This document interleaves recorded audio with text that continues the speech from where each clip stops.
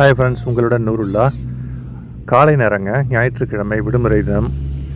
சரி, பெட்ரோல் வாகனத்தில் இல்லாததுனால எரிபொருளை நிரப்பிக்கொண்டு பெட்ரோலை நிரப்பிக்கிட்டு துபாய் இன்டர்நேஷ்னல் சிட்டிலேருந்து அப்படியே பக்கத்தில் உள்ள அருகாமையில் உள்ள ஒரு பூங்காவுக்கு சென்று சிறிது நேரம் அமரலாம் அப்படின்னு சொல்லிட்டு. வெதர் கொஞ்சம் நல்லாவே இருக்குங்க. ஒன்றும் பெருசாக சூடுலாம் ஆரம்பிக்கல, ரொம்ப குளிராகவும் இல்லை, நார்மலான ஒரு வெதர். அழகாக பூங்காவில் நிழலில் உட்கார்ந்து கொஞ்சம் இளைப்பாறினால் ரொம்பவே இதமாக இருக்கும். அந்த மாதிரியான ஒரு அமைப்பு, கொஞ்சம் க்ளவுடியாகவும் இருந்தது. அதனால் துபாய் இன்டர்நேஷ்னல் சிட்டியினுடைய அந்த ரோட்டில் ஃபுல்லாக கடந்து நேராக ட்ராகன் மார்ட்னு சொல்லுவாங்க, சைனீஸ் மார்க்கெட். துபாயில் ரொம்ப ஃபேமஸ், மிகப்பெரிய ஒரு சைனீஸ் மார்க்கெட். ட்ராகன் மார்ட் 1, ட்ராகன் மார்ட் 2ன்னு சொல்லிட்டு நிறைய பொருள்கள், எந்த பொருள் நீங்கள் தேடி மனசில் நினச்சிட்டு வந்தாலும் இந்த பொருள் இங்கே கிடைக்கும். அதை தாண்டி அப்படியே கொஞ்சம் தூரம் போயிட்டு வந்து அந்த பார்க்குக்கு, பூங்காவுக்கு போகலாம். அல் வர்க்கா பார்க் அப்படின்னு சொல்லுவாங்க. அதான் சரின்னு சொல்லிட்டு துபாய் இன்டர்நேஷ்னல் சிட்டியினுடைய ஒரு முனையிலிருந்து அடுத்த முனை வரைக்கும் அந்த ரோட்டில் 2-வே ரோடு தாங்க. உள்ளுக்குள்ளார மஞ்சள் லைன் போட்டிருக்காங்க பாருங்கள். நடுவில் மஞ்சள் லைன் போட்டால் 2 பக்கமும் போகலாம், 2-வே ரோடு. ஆனால் பெரும்பாலும் 1-வே ரோடு தான் துபாயில். உள்ளுக்குள்ளார இந்த மாதிரி கம்யூனிட்டி ஏரியாஸில் இந்த மாதிரி மஞ்சள் லைன் போட்டு 2-வே ரோடு போட்டிருப்பாங்க. அப்படியே ஒரு எண்ட்லேருந்து இன்டர்நேஷ்னல் சிட்டியினுடைய அதர் எண்டுக்கு வந்தாச்சுங்க. அந்த ஆப்போசிட்டில் நீங்கள் பார்த்தது தான் ட்ராகன் மார்ட். சரிங்க, அந்த ட்ராகன் மார்ட்டை தாண்டி வந்து அப்படியே பெட்ரோல் போட்டு முடிச்சாச்சு. அப்படியே வந்து இந்த ரோட்டை பிடிச்சி அல்வர்க்கா பகுதிக்கு வந்துட்டேன். அதாவது துபாய் இன்டர்நேஷ்னல் சிட்டி ஒரு ரோடு ஆப்போசிட்டாக உள்ளதான் அல்வர்க்கா. நீங்கள் நடந்து லிட்டரலாக நடந்து இந்த ரோட்லேருந்து அந்த ரோடு கிராஸ் பண்ண அல்வர்க்கா ஜஸ்ட் ஒரு 50 மீட்டர் அல்லது 100 மீட்டர், ஒன்றுமே இல்லை.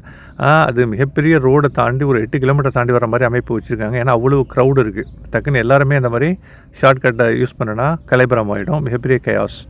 அதனால் அழகாக ஒரு பெரிய ரோடை போட்டு அழகான ஒரு யூட்டர்ன் எடுத்து இந்த சைடு வந்து வாகனங்களுக்கு ப்ராப்பரான ஒரு ஸ்ட்ரக்சரை அமைத்து கொடுத்துருக்கிறார்கள். அதை தாண்டி வந்து அல்வர்க்கா உள்ளார நுழைந்துட்டாங்க. அல்வர்க்கா உள்ளார எப்படி துபாய் இன்டர்நேஷ்னல் சிட்டி ஒரு அழகான குடியிருப்பு பகுதியோ, அல்வர்க்காவும் ஒரு மிக அழகான ரெசிடென்ஷியல் ஏரியா, ஒரு குடியிருப்பு பகுதி. அது உள்ளார போனால் அந்த வில்லா, இந்த லோக்கல்ஸ், இந்த அரேபியர்கள் அல்லது இந்த நாட்டுக்காரங்க நிறைய பேர் வில்லாவில் தங்கியிருப்பாங்க. அந்த மாதிரி ஒரு ஏரியாவை தான், அழகான ஏரியாவை தான் நீங்கள் அல்வர்க்கா பகுதியில் பார்த்துட்ருக்கீங்க. அந்த பாருங்கள், 2 பக்கமும் வில்லாக்கள். இது வந்து நிறைய காசு ரெண்ட் இருக்கும். அல்லது இந்த நாட்டுக்காரங்க அவங்க ஓன் வில்லாவையே சொந்தமாக்கி வச்சுருப்பாங்க, அவங்களுடைய ஓன் வில்லா. இந்த மாதிரி கார், இந்த மாதிரி பெரிய பெரிய கார், இந்த மாதிரி இந்த நாட்டுக்காரங்களுடைய டிப்பிக்கல் வில்லா வந்து பார்த்தாலே நமக்கு தெரியும். ரொம்பவும் கண்ணியமானவர்கள் இந்த நாட்டுக்காரங்க, அடுத்தவங்களே மதிக்கிறவங்க, ரொம்ப டீசெண்டாக பிஹேவ் பண்ணுறவங்க. ஒருத்தவங்களுக்கும் அவங்களுடைய மரியாதை, யாராக இருந்தாலும் சரி, இந்த நாட்டுக்காரங்கிற அந்த ஒரு ப்ரௌட்னஸ்லாம் எதுவுமே கிடையாதுங்க. ஆக்சுவலாக ரொம்ப கண்ணியமானவர்கள், ரொம்ப பாராட்ட தகுந்தவர்கள்.